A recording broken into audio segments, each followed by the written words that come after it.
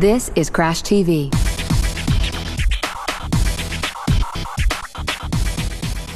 Hello everyone, and welcome to episode 37 of the Crash TV podcast. My name's Matt. My name's Matt. And I'm Signed. Always gets me that. We need different names. We do. Okay, so we've got a whole host of things going on this week, but we're going to start off with giving you an update on what's happening with Codename Cagney. So the release is going to be with you on July the 10th. So the good news is that we are now into certification with Sony, so it's out of the building, which is great news, and hopefully going to be followed in a couple of hours or so with the 360 version going off to Microsoft. So hopefully we are still on track for July the 10th. If that changes, and of course you guys are going to be the first to know. But just 12 days to go. 12 days to go. Whoa, very exciting. So we've spoken a lot about game modes. We've spoken about the support. Sorry, what am I talking about? We've spoken a lot about game modes, challenges, and the suite of other things that are coming as the main sort of headline features for Cagney. But I wanted to just give everybody an update on what we're calling the supporting features, which there's an awful lot of. So in order to go through them, we're going to be talking about the ones that are going to affect you in Easy Drive, seeing as we know that 90% of our people have fun in Easy Drive. We've been learning a lot about how people play and making some changes to that experience. So first of all, just Easy Drive itself, which is your mechanism for getting into online and a revolutionary mechanism, in fact. Do you think? It's seamless. You're driving along, push right, and you're online with your friends. There you go. Yeah, absolutely. We thought it was a cool addition because it's kind of like texting while you're driving in real life, which is pretty dangerous. But so don't do that. But yeah, Easy Drive itself, we've made some changes to it to make it a bit more easy. One of the first things we did was we noticed when a lot of people play the game, because it is, as you say, a revolutionary feature. There's a lot of games that we see people playing, particularly on demo stations or in stores or downstairs in reception. And the Easy Drive, they kind of press it and they don't really know what's going on with it, and it stays on screen.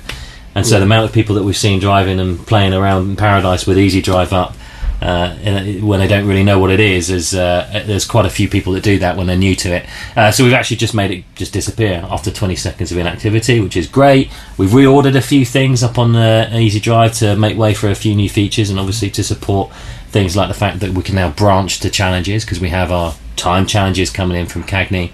And we've also made it so it'll loop round. So a lot of functionality there with making Easy Drive a bit more easy. So the other thing that you do a lot in Freeburn is today's best. That it is, yeah. A lot of people went for that. That was a really cool feature that we added, which tracks the things that happen in the things that you do a lot in Freeburn, which is drifting the car, boosting, jumping, airtime, all those things that people find to do in Paradise, and we just track who's best. So what we want to do is call that out a little bit more. So there's now, if you're ruling in today's best, so if you are the best in all of those segments that are in Freeburn, then we're going to tell everyone about it. So we just blast a message through to everyone. Much stronger messaging. Yeah, much stronger messaging. And also we just made it much more easy to see who you are on that list.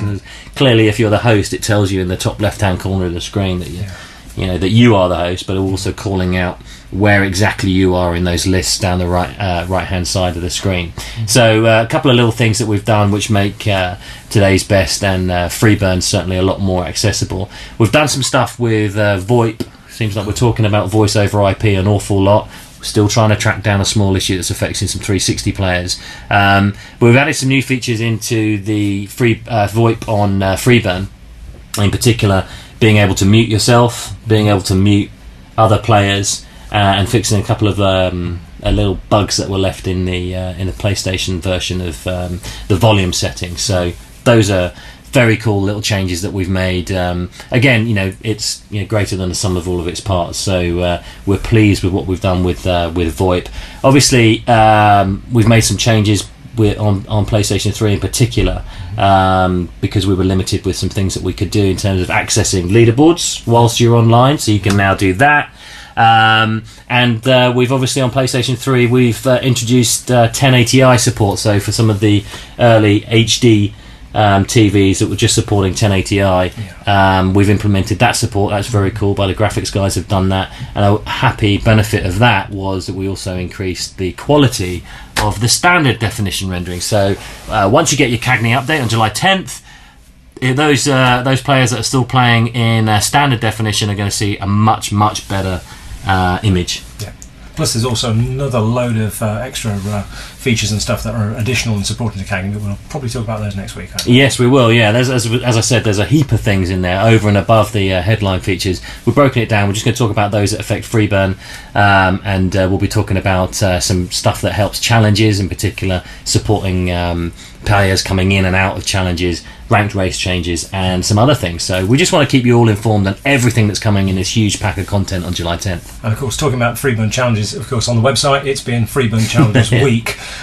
So 4 cool videos of time challenges going up, and also we had the airfield changes, which I know a lot of people were interested. How on earth did the airfield change? So after having done the island piece for the podcast last week, I also caught up with Dave and Mark, who gave me a little tour of the airfield, and we had those the stuff online there. So everybody who's trying to sort of barrel roll through that little hoop, getting snagged on the inside of the framework of the hangar, a few of those things just been ironed out just to make it that little bit easier to get around there. So, yeah, we've softened that up a lot because obviously, as you know, the player telemetry information that we get shows us that the airfield is a particular hotspot in terms of activity, and certainly a lot of cool challenges are based there. So making it easy for people to get in and participate on the airfield is pretty important to us. So that'll be cool to see. So what's that going up on as a? No, that was up on Wednesday. So fantastic!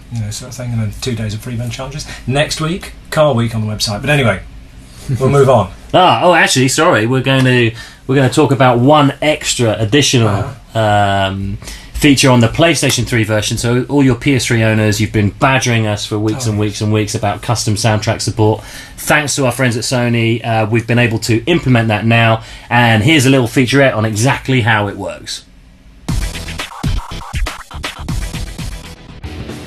We've made custom soundtracks really easy to access. You just press right on the D-pad, open up the Easy Drive menu, scroll down to the bottom, and there you'll find soundtrack. Scroll to the right, and there you have your custom label. Below it is your original soundtrack label for you to swap between the two. Press right into custom, and here's my tracks. Open up, and here's one of my tracks. Press it instantly, and we're playing. One of the nice things is we've added some more functionality in from the game, so we have track skip as well. Press R1, you're on to your next tune. Press it again, you're on to your next one. Very quick. The other nice function is that the volume control for all of your in-game soundtrack and your custom soundtracks is all controlled by the one single slider in the game. Coming soon. Codename Davis. Right, welcome back. I hope you enjoyed that. We're going to move on to an update on Codename Davis, which is the next content pack, which is going to be making its way to you in the very near future. We'll be releasing details on exactly when that's going to be shortly. The big headline feature in Davis is the introduction of bikes coming to Paradise for the very, very first time. They're great. They're handling even better. Every single day they get better. We've been playing around with them a lot this week. We're going to be releasing some details in the near future on exactly what the bike gameplay is going to be. I'm sure you're all excited about that. But the other major part of the Codename Davis update is the fact that we've now brought a full day-night cycle to Paradise City, and we've trailed that before on the website. One of the new additions as part of that day-night cycle is what we're calling atmospherics. And Symes, you went and did a little spotlight feature on that this week. Yeah, absolutely. I mean, last week in the video podcast we were talking all about it, but we hadn't got any pictures. Hi, this is Pete Lake, working on the Davis update for Paradise. I just wanted to give you a brief look at the latest build we have. This is a bit of a special build. We've sped up time. As you can see in the bottom right hand corner of the screen, we now have a clock in Paradise City which tells you our local time of day. It's currently whizzing past 3:30 in the afternoon. As I roll around town on my bike, I just wanted to give you a glimpse at our new time of day. and how that may affect some of the new gameplay experiences you're going to get into Paradise. Let me just let this run a little while.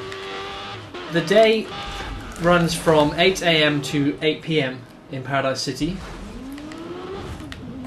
So as you'll see, as we get closer to 6 o'clock, the sun starts to set as I head down the South Bay Expressway and into the mountains for some real nighttime driving.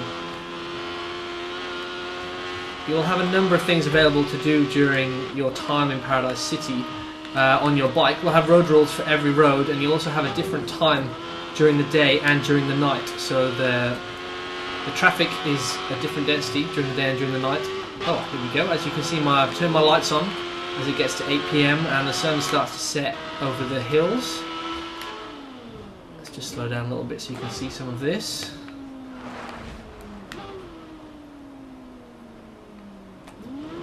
Yeah, so after 8 PM, the lights come on, the nighttime, the traffic dies down. Obviously it's nighttime, there's less people driving around, so we're going to the city, so there's even less traffic, and we can really try and do some great times walking through the hills. So let me show you something else on top of this. We've just got the headlight on the bike is a whole new experience for racing through Paradise. You take into the hills, away from all of the street lights. There's very limited visibility. You have to keep your wits about you.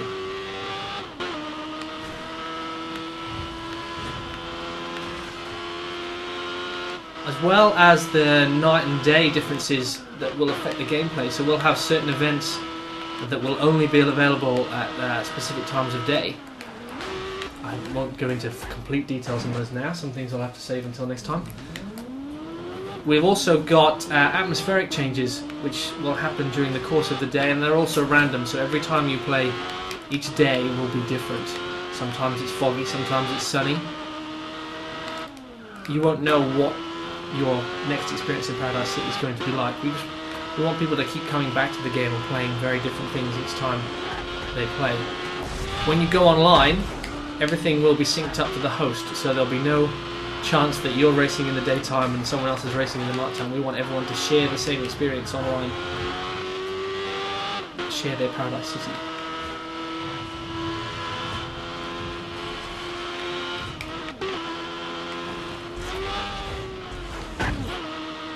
As you can see now, the sun is rising over Paradise City.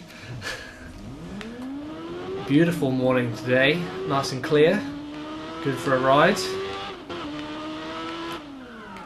Turn my lights off as I don't need them anymore, and I can head back down towards downtown.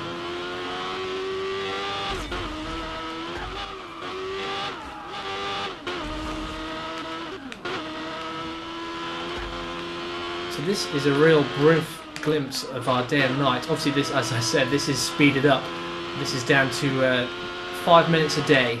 When we ship Davis, there will be a much further extended time, because we want you to experience a real sense of journey through the day and night cycle. So we're just putting the final tweaks to how long that will actually be, and you'll be able to experience it very soon. Coming soon. Burnout PC. Okay, welcome back, and here we're going to be talking about Burnout PC. Matt, what's been happening this week? Well, we've been implementing different features each week, and this week I think our big win is we've actually got friend support up and running on PC. So on console, it's almost a given. You've got friend support, you can send invites to your friends, and on PC we don't have that. There's no standard way of doing it, so we've had to implement it ourselves. We're using a good bit of EA tech to do that. You're going to hear a bit more about that in the future, I think, to do with the website and on consoles as well. But we've got it up and running first, and thanks to Gav, he's done it very quickly. We can now send friends between us in the office. Oh, right. So does it work like the console does? So you can add friends, remove friends, and invite them? And yeah, so we look very close at the console, because that was how the game was built. It was built around that system, and it worked smoothly with that system. Couldn't find any problems with that system, so let's rip it off. Let's do exactly what's done on there. So be inspired. Inspired.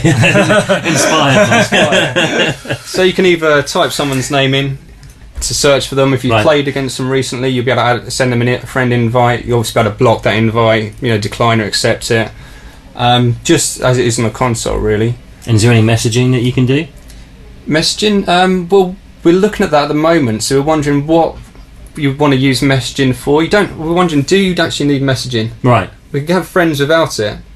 What would people want to use messaging for? And in fact, if you've got any ideas that you think, I really want messaging because I want to be able to send a message to a friend or someone and ask them a question, maybe it's, why did you kick me out of a game? Or are you going to be playing this weekend? Those sort of things. What would you That's a want good to use idea. it for? So you're going to add that as a maybe a forum thread on CriterionGames.com. Maybe you can Absolutely. ask the community what they think. Well, that's it. We're still working on it. Nothing's set in stone. So if you have any other great ideas to do with friends, then absolutely. let us know. That's a fantastic position for people to be in. Viewers of Crash TV, visitors to CriterionGames.com, participants on the forums have actually got the opportunity to shape the work that we're doing now on Burnout Paradise PC, haven't they? Yeah, we're getting some great input on all different things. A lot of hardware setups, but there's also some of the friend stuff, some of the software. Right. So if you want to add and help us participate and add and thoughts, comments, help us shape the future of PC Yeah. Paradise, then get online to www.criteriongames.com. There you can sign up onto the forums and actually talk directly to the team. So that's really cool. You're on there a lot, aren't you? Yeah, on the PC forums a lot. We've had a few people actually on the PC forums asking general questions about Burnout Paradise. If you've got a question about bikes or night, go to the Burnout Paradise forums. But if you've got something particular for the PC, come onto our forum and we'll answer it straight away, pretty much. Great. Now, talking about crazy hardware.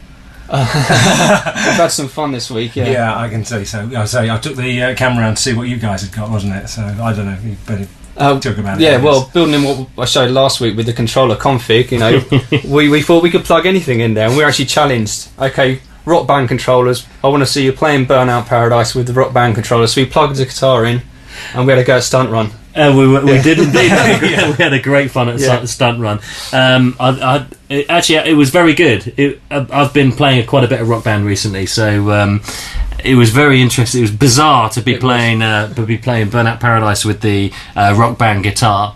I think I managed to get 1.9 million on a stunt run, which I'm very pleased with.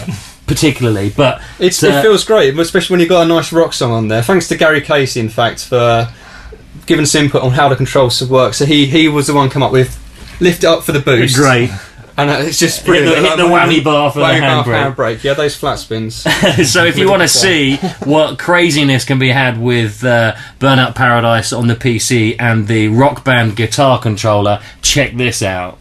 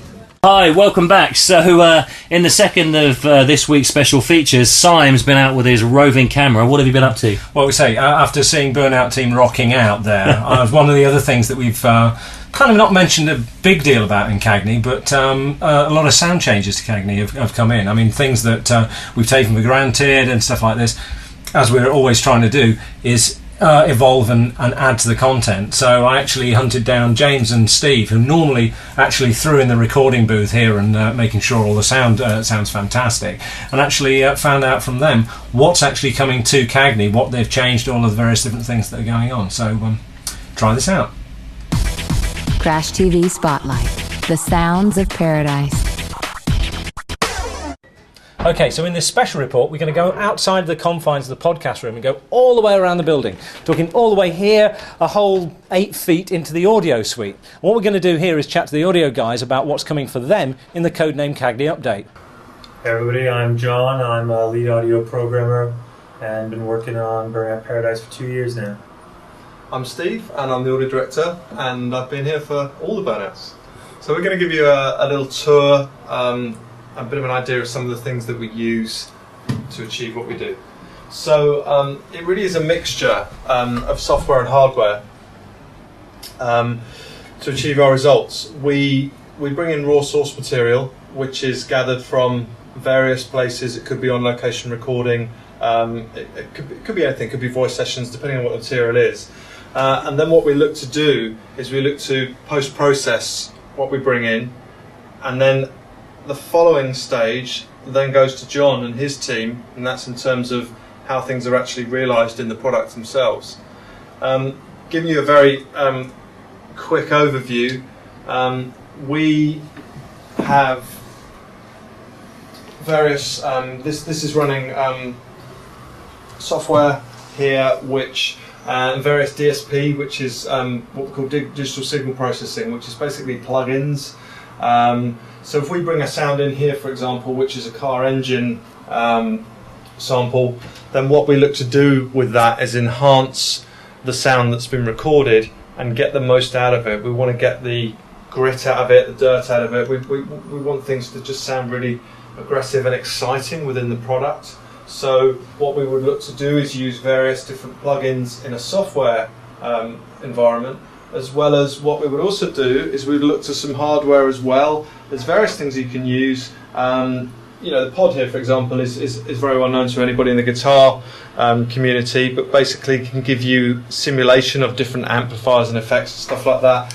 You know, going on to things like the DBX here, which is a subharmonic synthesizer. Try and explain this really simply. I was going to say, Exactly. subharmonics, that's a heck of a thing. Go on, tell me, what's subharmonics? To explain something really simply in that way to you is that if you had a car sound which started off from acceleration from idle all the way up through to as high as the car could go in mph or revs per minute, what would tend to happen is it would get quite thin as it went up through the rev ranges. So what this does, this introduces another layer below what you're hearing, and that's why, and that so it gives you kind of the beef all the way through if you're going right up to high-end RPM in some of these sports cars, for example. So that's why it introduces another layer, and you can set where that might be. I mean, we have software things to do that, but some of these hardware units are really, really good. Yeah, so been that's around for a what while. gives Burnout Paradise cars that sort of meat and aggression. Exactly, exactly. Cool.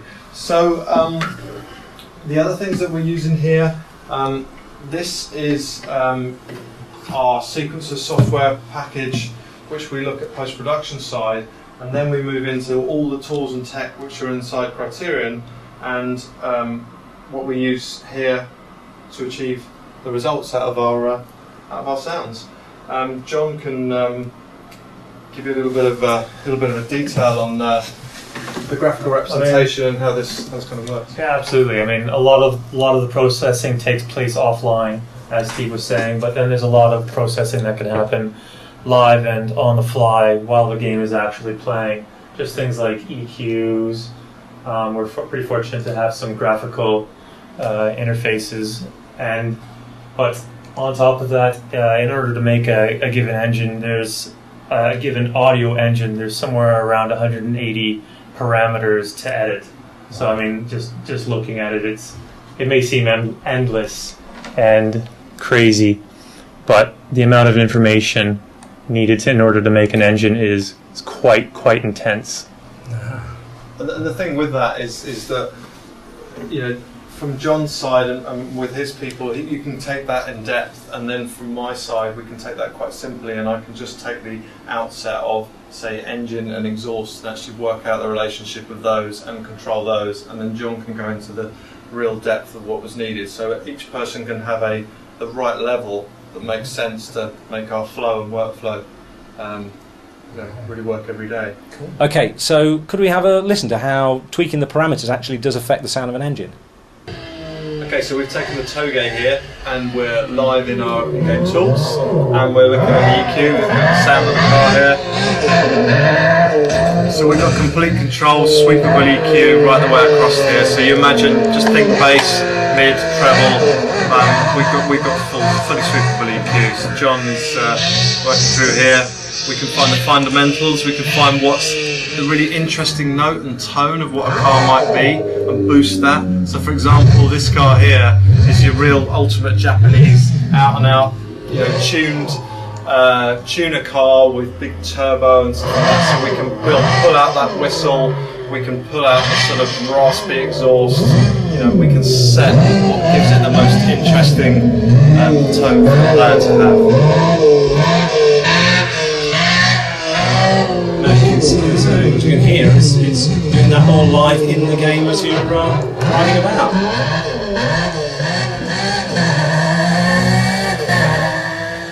The other thing we do with this is we can set curves over time of how we wanted this to open up with the car, so it doesn't have to be just set at specific levels or specific parameters for the car. We can decide that from, say, 0 mph up to 150, we slowly open this up and curve it and turn it. And that's something which can work too as well.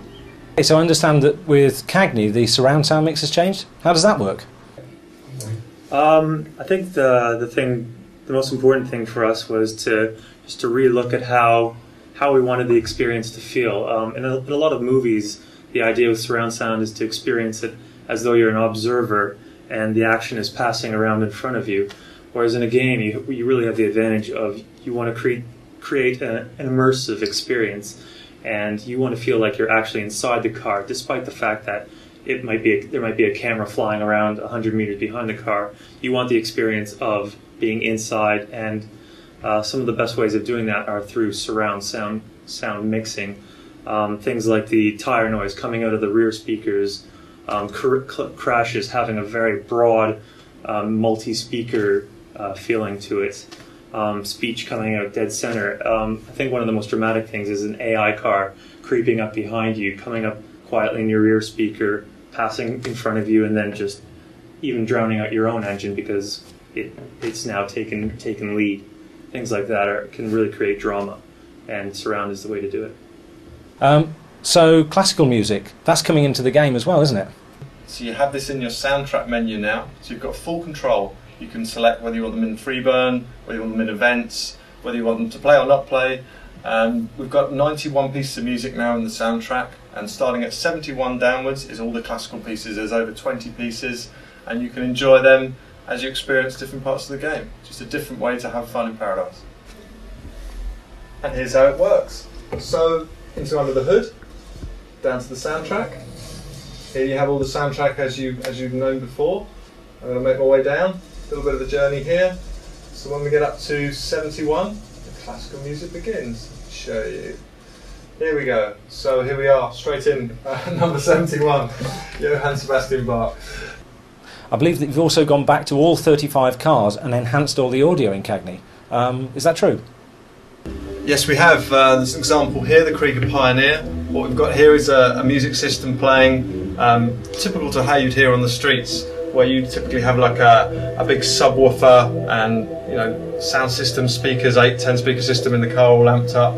And what would happen is that you just hear the car vibrating and you hear the music from the outside, and then you go inside and it's completely clean fidelity. Let me just turn it up and give you a hear from outside.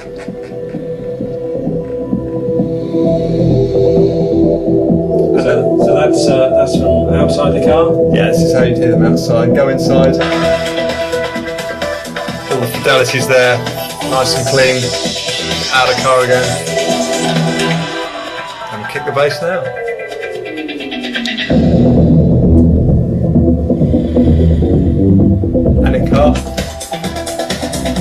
There you go, give you a good example.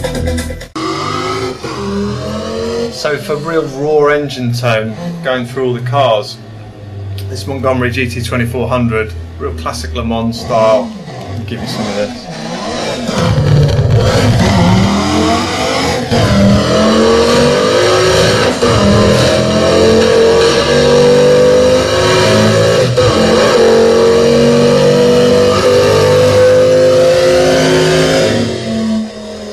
So real nice weight and growl there. And what we've done by using the EQ we showed you earlier on, we're bringing out the most exciting parts of each car as we work through each one uniquely. And Easy Drive, has that had a little bit of a tweak too?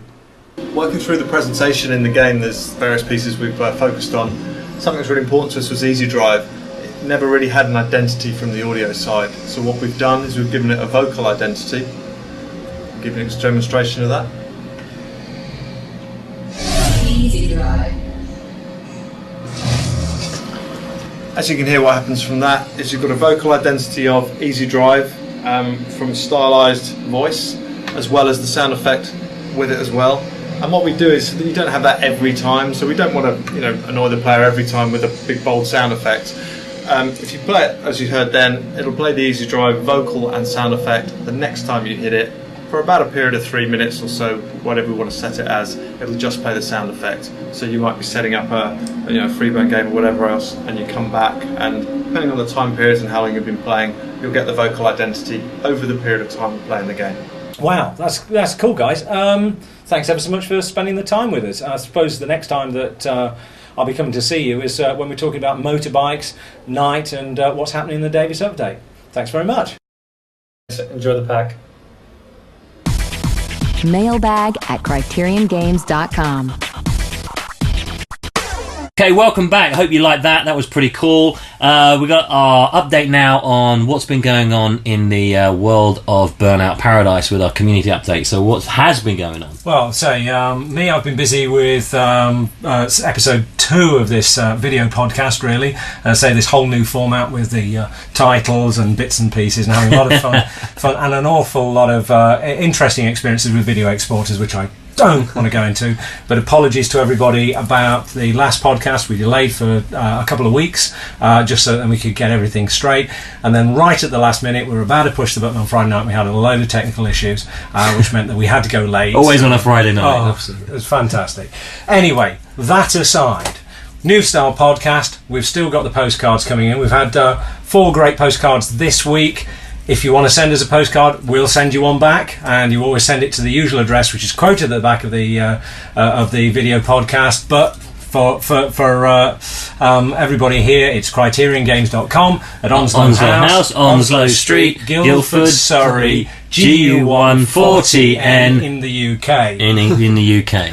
Okay. So anyway, we'll just hit the postcards. We've got one here from Darren Cloud in Phoenix, Arizona. I'll pass it over to Matt's magic hands. Wow, look at that. Check this out. Hey, Burnout Team. You must know the Burnout Team rocks. Woohoo! Hey, just had to send a postcard of our downtown area and show off our stadiums here. Although we don't go screaming around them at breakneck speeds, they're still amazing places to go and hang out. Thanks for an amazing games. Fantastic. That's from Darren Cloud. That's, where is that? Phoenix. So it's been covered up a little bit by the sticker. But that's Phoenix, Arizona. Check those out. Indeed. Do you think those balls actually exist? Maybe not. They'd be a little too big. Okay. Here's one from Scotland from friend F. Aitken, who sends us one spectacular aerial view there.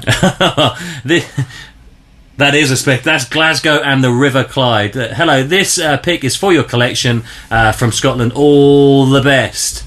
Very nice. Okay, we've got one here from Bill Cito in Edmonton in Canada, saying that I'd like to visit you someday, like some of the people are doing, and take away as much swag as I can possibly carry. Well, we'll put it this way, Bill. If you can get your way over to Guildford, give us a shout. Come in. We'll gladly show you around. So how better than that? But there's the card, and we'll be sending lovely Edmonton. Yeah, sending another postcard out to Edmonton. So don't forget, if you're going to send us your postal address. We'll send you a postcard back. We've also had a kind of a digital postcard sent here I'll pass that one to Matt there. That's This is fantastic. awesome. This is He's taking bought a the, Rossellini.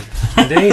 This is taking Check that out. This is taking the sort of, it reminded me of the Mexicans on That's our, right, yeah. forums a long while ago with people photocompositing themselves into burnout screenshots. If you want to do that, send them in. We'll feature them here on the podcast. Fantastic. Yeah, this was Daniel and Austin Strauss. We're huge fans, and as it says on the postcard, Burnout Team rocks. Woohoo! Okay, cool. So on to some letters from the mailbag. Right. Okay. Here we've got one from Sam Etherington.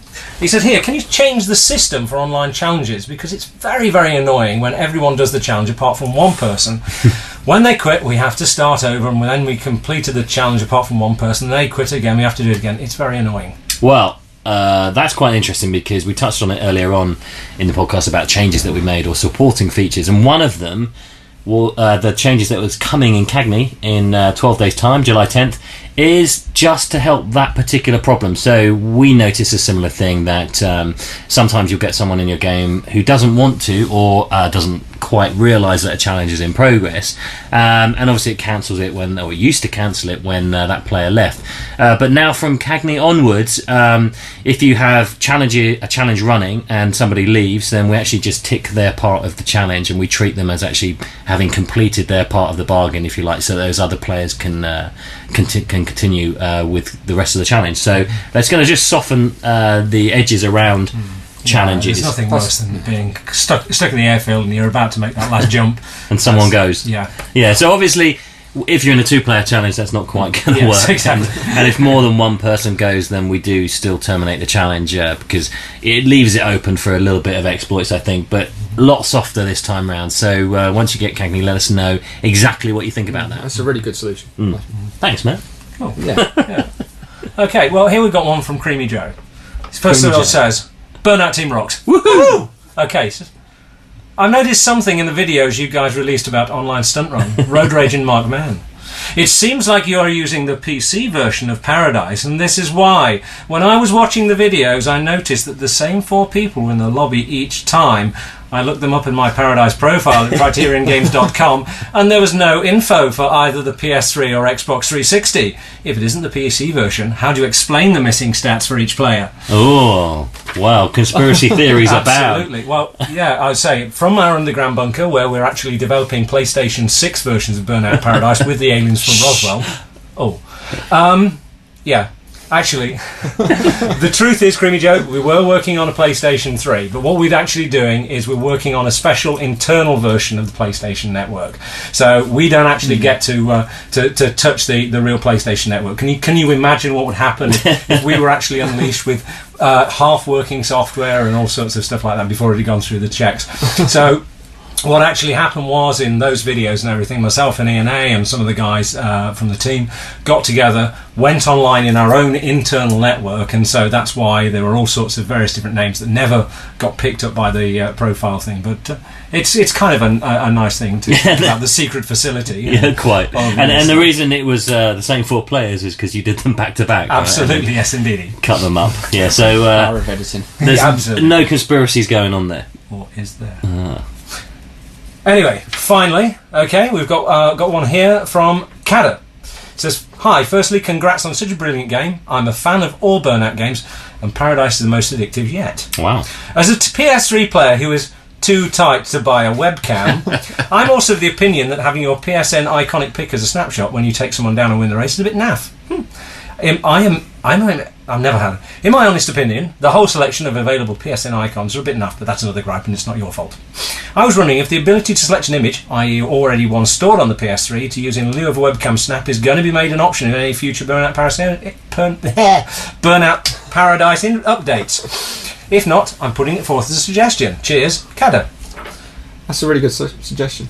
That's not a bad suggestion. I would make a counter suggestion, which is go and get a PlayStation Eye. They're really cool. They double up as a microphone, and the mugshot feature is particularly good when you're taking pictures of other people or sending your mugshot to other people around the world. So I'm actually going to come on to that a little bit later on with how we're going to be using mugshots. I think actually one of the things is, certainly for me, playing Burnout Paradise is I found that I get to know a lot of people a lot better because you're actually seeing the real people behind the camera. That's like you can put a face. Yeah, we've got a great online game. It's very social. It's socially competitive, and it just makes things much more personal when you can see a picture of somebody. It does make a huge difference. And if you haven't experienced it, make sure you go out and check it out. It is an awful lot of fun when you have that camera attached. Righto, competition time. I think we've got a sting for this. Hang on, 1, 2, 3. Crash TV. Competition. Right, okay. There we go. So yeah, competitions. Right, one of the things that we have been doing. We're going to kick off 2 competitions today on Crash TV. The first one is a plea from me. Actually, is we've been going around the office and we've got some amazing stuff that we found around the office. Real cool Burnout stash. We've got things like these very first limited edition Xbox 360 launch faceplates. We've got things like copies of the Burnout Revenge Prima official guide that we can get signed by the actual Burnout team. We've got this It's actually really good. very attractive Burnout Revenge calendar full of very, very attractive ladies. That is very good. Would you like me to hold that up? If you want. Check it out.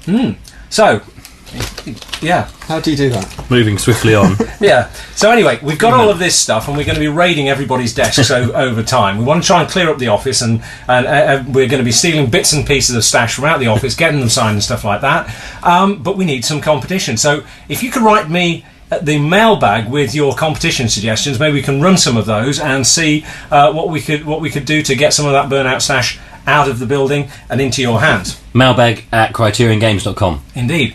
Right, and the other one competition to help us with competition. Exactly. Genius. Right, so yeah, the other one as well actually was we wanted to sort of mix things up. We've been doing a lot of competitions that are about skill and how well you've done in Showtime, Road Rage, or Road Rules. What's wrong with my mouth today? Loads and loads of stuff that we've been having going on to do with your success in playing Burnout. One of the things we thought we'd do is mix things up a bit and give people that perhaps aren't supremely gifted at the at Burnout Paradise, like the top people that won some of our competitions are, the opportunity to probably get some Burnout stash. So one of the things we thought we'd do is we'd say, send us your top 3 mugshots. We'd really like to see what your favourite 3 mugshots that have been captured are. So if you send us your favourite 3 mugshots, now on PlayStation 3 obviously you can just download them from the cross-media bar, stick them in an email. Xbox 360, if you could take a little snapshot from the screen, crop them down and send them an email. Send them to us with your PlayStation Network or Xbox 360 gamer tag. The PSN ID or gamer tag of the person in the photographs, and what we'll do is we'll go through and we'll check those out and we'll build a nice mugshot wall because it's great to see all these things. And then we'll choose at random 5 winners out of that, and if folks send in their postal address as well, we'll then send some cool Burnout stash from there. So yeah, send us your mugshots, send us your favourite mugshots, and we'll see what we can do. So we're going to give people 15 seconds of fame. So absolutely, yes. One of the cool things that we've got is we'll tell you a little bit about the players that you received a mugshot from. So using our sort of usage telemetry, we'll dig in and we'll figure out some cool stuff to tell you about those particular players that perhaps you didn't know. So get them over to us. If you haven't got a webcam, then clearly play with players that do, or get yourself a webcam and then you might actually make it onto our Mugshot Hall of Fame. So that's really exciting. So if you've got a better idea, then obviously you can enter the other competition, which is come up with a great competition for us. So because there is a ton of good stuff there, and I know in particular there's an awful lot of stuff knocking around the building that I'm sure we can find homes for. So that about wraps us up for this week's episode of Crash TV. Obviously you can keep your finger on the pulse of what's going on in Criterion Games by visiting CriterionGames.com. You can participate in the forums there. You can speak directly to the team. You can send us a letter, an email obviously, to mailbag at CriterionGames.com, or obviously if you want to write a letter or a postcard, then you've got the address, our postal address. So we've got some interesting things coming up from next week. I know there's some cool stuff happening next week on the website, so keep your eyes peeled for that. Next week it's Cars Week. Great. Cars Week coming. We've got 12 days until Cagney hits your consoles. So until next week, it's goodbye from me. Goodbye from me. And goodbye from me. Bye.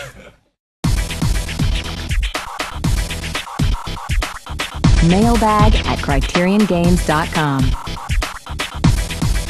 Mail us at Criterion Games, Onslow House, Onslow Street, Guildford, Surrey.